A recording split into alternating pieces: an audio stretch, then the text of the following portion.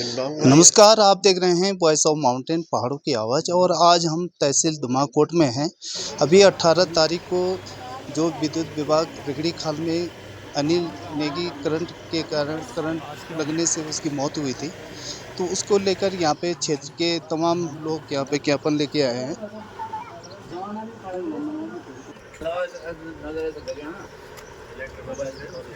विद्युत विभाग मुर्दाबाद, विद्युत विभाग मुर्दाबाद, विद्युत विभाग मुर्दाबाद, विद्युत विभाग मुर्दाबाद, विद्युत विभाग मुर्दाबाद। अनिल नेगी को इंसाफ दो, अनिल नेगी को इंसाफ दो, अनिल नेगी को इंसाफ दो, अनिल नेगी को इंसाफ दो, अनिल नेगी को इंसाफ दो। विद्युत विभाग उठाती क्या मतलब?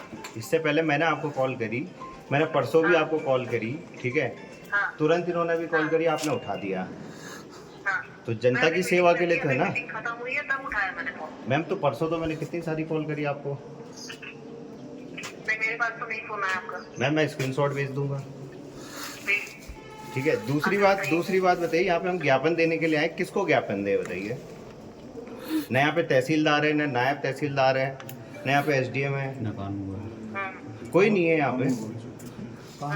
तो किसको दिया जाए? कानून को भी नहीं है। कानून साहब होंगे मेरे, उनको दे दीजिए। ये कानून साहब होंगे, उनको दे वो भी नहीं है ना। नहीं, पेशकार साहब तो है, ठीक है। कानून को नहीं है। हाँ, उनको दे दीजिए। हेलो, ऐसी कौन सी मीटिंग है जो खत्म हो गई जो है, ठीक है। यार आप जनता के नौकर हो कायदे से, ठीक है। जनता के पैसों पे आप सैलरी ले रहे हो, जनता का आप फोन नहीं उठा रहे हो। कर्मचारी ने तुरंत कॉल किया तो आपने कॉल उठा दिया।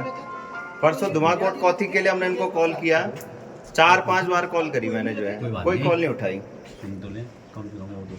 ये बात भी जानी चाहिए ना कि जनता के लिए तो बैठे हो आप, किसके लिए बैठे हो? अगर आप जनता की ही कॉल नहीं उठा रहे तो फिर किस चीज के लिए चेयर पे बैठे हो? किसके पास शिकायत करें? अब शिकायत किसके पास करें? पेशकार साहब पे तो हम कभी भी दे रहे हैं उनको बुला के। अगर कर्मचारी यहाँ पे नहीं है तो हम किस पे कॉल करेंगे जो है? पेशकार साहब पे थोड़ा दिया जाता है ये ज्ञापन।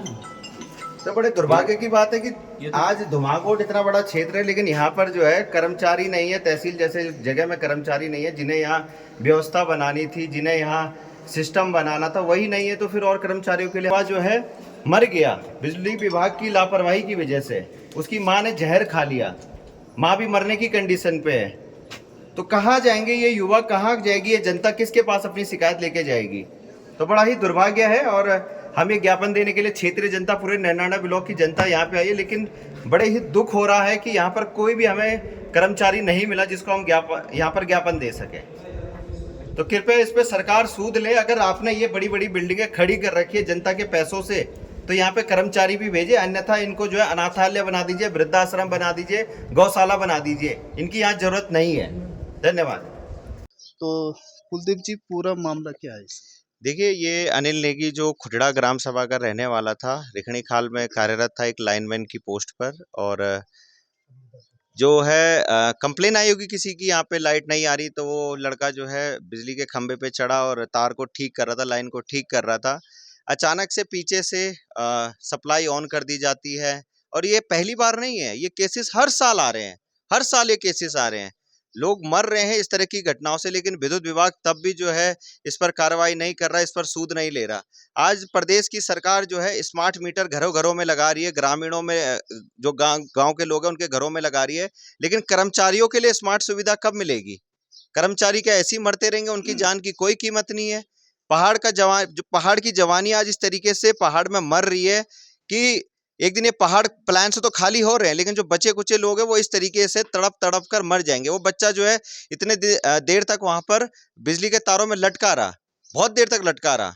उसके बाद जो है वहां पर कर्मचारी आए, उसके शव को निकाला गया। जब उसके शव को उसकी माँ ने देखा तो उसकी माँ ने भी जहर खा लिया। उसकी माँ अभी हॉस्पिटल में है, हालत बिल्कुल नाजुक है। लेकिन जिम्मेदार कौन है? कौन इसकी रिस्पॉन्सिबिलिटी लेगा? तो इस सब के लिए क्षेत्रीय जनता को भी एकजुट होना पड़ेगा। कल हमारे विधायक साहब जी का भी बयान आया था, जिस तरीके से उन्होंने यूपीसीएल के अधिकारियों के बारे में बोला, जिस तरीके से उन्होंने सरकार के बारे में बोला, वाकई में ये सच है, ये हकीकत है, झूठ नहीं बोला जो ये सच है। तो इस तरीके से अगर कर्मचारी काम करेंगे, आप देखेंगे कि हजारों कर्मचारी ऐसे होंगे जो ऑफिस जाते ही नहीं है, कार्यालय जाते ही नहीं है, लेकिन सैलरी उठा रहे हैं, तनख्वाह उठा रहे हैं। तो कम से कम अगर कर्मचारी नहीं होंगे तो एक बिजली के खंभे पे चढ़ने के लिए मजबूरी होती है, ये भी वहीं जाएगा, वो भी वहीं जाएगा, सारा काम एक ही व्यक्ति के सर पे आ जाता है। तो कृपया सरकार इस पर ध्यान दे और जो ये लड़का मरा है अनिल नेगी खुटड़ा का, इसके परिवार को 50 लाख का मुआवजा दिया जाए, साथ ही साथ परिवार के एक व्यक्ति को सरकारी नौकरी दी जाए, क्योंकि इसमें सरासर सरकार की गलती है, सिस्टम की गलती है, सिस्टम की गलती से वो मरा है। तो परिवार को जो है मुआवजा भी मिलना चाहिए। और परिवार आर्थिक रूप से सिर्फ अनिल पर डिपेंड था, अनिल ये कमाई का जरिया था। अब कहाँ से वो परिवार जो है अपना पालन पोषण करेगा, कहाँ से घर चलेगा जो है।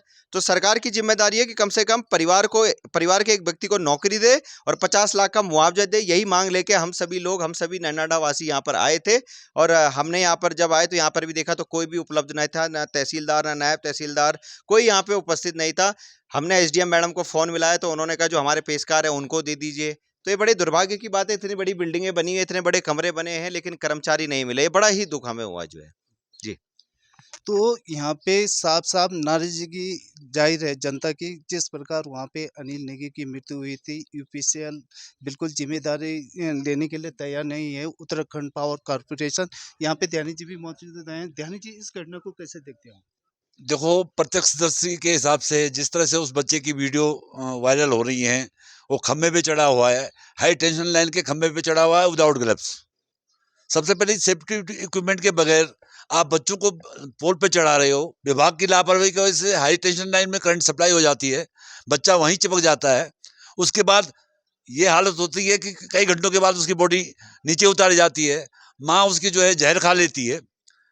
फिर जनता की तरफ से डिमांड आएगी एक टाइम पे कि इसको प्राइवेटीकरण किया जाए, जैसे दिल्ली में हुआ। आज रिलायंस की किसी भी खंभे पे कोई प्रॉब्लम होती है, उनकी लिफ्ट अपने आप जाती है, ऊपर जाती है, ग्लव्स के वो फुल वेल इक्विप्ड बंदे होते हैं।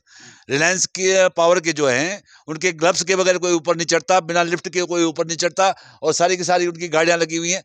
हमारे पास यहाँ पहाड़ों में भौतिक स्थिति ऐसी है, भौगोलिक स्थिति ऐसी है कि बरसात का सीजन है, पेड़ों पे करंट आ रहे हैं, विद्युत विभाग सोया हुआ है, कोई कटिंग की व्यवस्था नहीं हो रही है, लाइनों को चेकिंग नहीं हो रही है कि भाई कौन सा पेड़ है, कौन सा पत्ता वहाँ टक रहा है। जगह जगह फ्यूज उड़ते जा रहे हैं बरसात के सीजन में, और बिना किसी ग्लव्स के, बिना किसी सेफ्टी इक्विपमेंट के अगर विद्युत कर्मियों को आप खंभे में चढ़ाओगे तो बनेगा ही।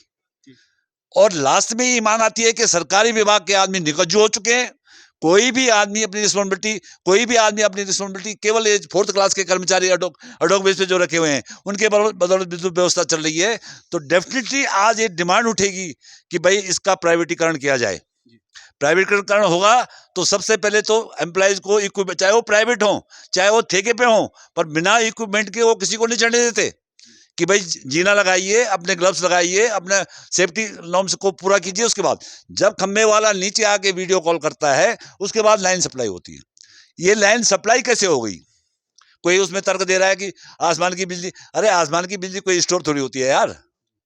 तो डेफिनेटली ये लापरवाही से किसी ने उसका स्विच ऑन कर दिया और बच्चे की वहाँ मौत हो गई। तो मिनिमम बच्चे को कम से कम 50 लाख का मुआवजा दिया जाए और परिवार के एक आदमी को विद्युत विभाग में रेगुलर जॉब दी जाए। हमारी ये डिमांड है बस।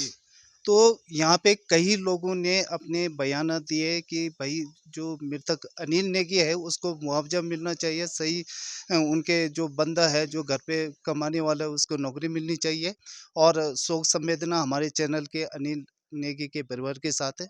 तो देखते रहिए आप voice of mountain. Voice of mountains पहाड़ों की आवाज़ में आपका बहुत बहुत स्वागत। और पहाड़ की खबर आप लगातार देखना छो, देश विदेश तक ये खबर पहुँचनी चाहिए। यदि आप हमारे चैनल अभी तक सब्सक्राइब नहीं करें तो प्लीज़ सब्सक्राइब करें, लाइक करें और शेयर ज़रूर करें।